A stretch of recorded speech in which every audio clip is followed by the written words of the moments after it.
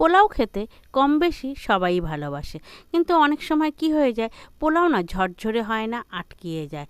তো আমি যেভাবে আজকে পোলাও আপনাদেরকে করে দেখাবো, এইভাবে করলে না পোলাও আর আটকাবে না, ঠিক এরকম ঝরঝরে সুন্দর পোলাও হবে। নমস্কার বন্ধুরা, চ্যানেলে আপনাদের স্বাগত। আজকে পোলাও বানাচ্ছি, তো এর জন্য প্রথমে দেখছেন তো এই বাটিটায় আমি এক বাটি চাল নিয়ে নিচ্ছি। ঠিক করে এক বাটি চাল নিয়েছি কাজু নিয়েছি, আর নিয়েছি কিছুটা লঙ্কা কুচি, আদা কুচি, আর কয়েকটা এলাচ, লবঙ্গ, দারচিনি, আর একটা বড় এলাচ, তেজপাতা।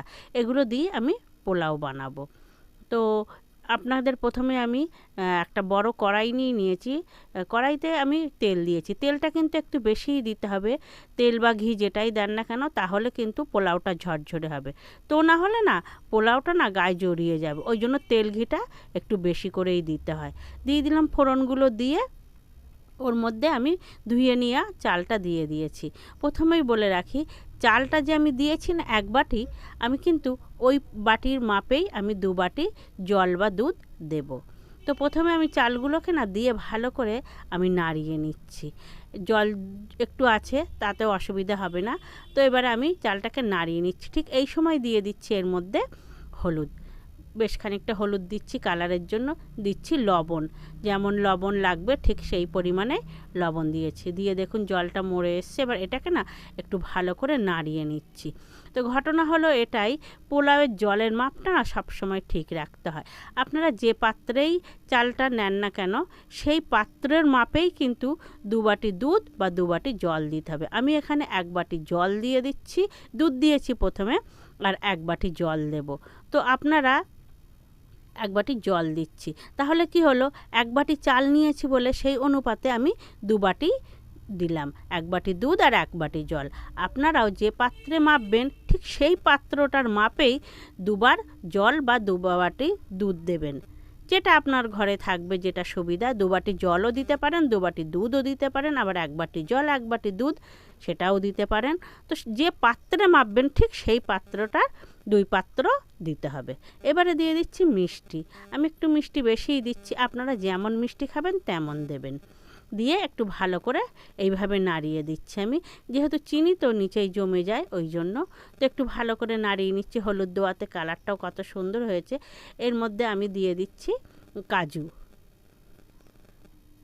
দিচ্ছি। আমি কিশমিশটাতে দিচ্ছি না কেন, আমার ঘরে যে কিশমিশটা আছে না, এর আগের দিনকে দিয়েছি, আমার মানে পোলাওয়ের দুধটা না কেটে গেছিলো, টক ছিল, ওই জন্য আমি কিশমিশ ছাড়াই করছি। তো ঢাকা দিয়ে না আমি খুব জোরে ফুল ফ্লেমেই এটা ফুটিয়ে নিচ্ছি। দেখুন ফুটে আসার সময় না, এই সময় না উতলে আসবে, ওই জন্য না দুধ দেওয়া যেহেতু, একটু বারবার ঢাকনাটা একটুখানি আলগা করে দেবেন, তাহলে গা বয়ে আর পড়বে না। এই যে দেখুন ফুটে এসছে, আমি ঢাকনাটা হালকা করে একটু নাড়িয়ে দিচ্ছি। যেহেতু চিনি দেওয়া, দুধ দেওয়া, তো নিচে আটকে যায়।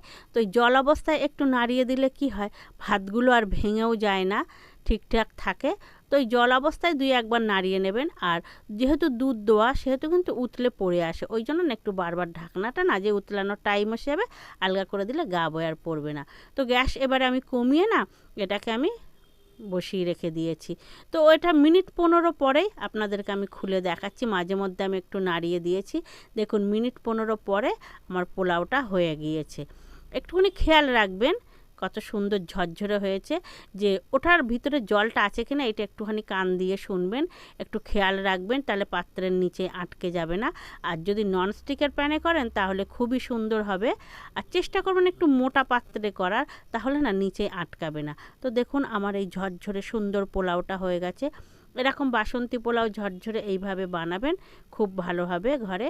এটা চিকেন, মাটন সবার সঙ্গে খেতে পারবেন। আর খুবই সুন্দর হয়, দেখতেও যেমন সুন্দর, খেতেও সুন্দর। খুব অল্প সময়ের মধ্যে ঘরে থাকা উপকরণ দিয়েই এটা তৈরি হয়ে যায়। তো আমার পোলাওয়ের রান্নাটা যদি আপনাদের ভালো লেগে থাকে, তো একটা লাইক অবশ্যই দেবেন, আর কমেন্টে জানাবেন কেমন হয়েছে আমার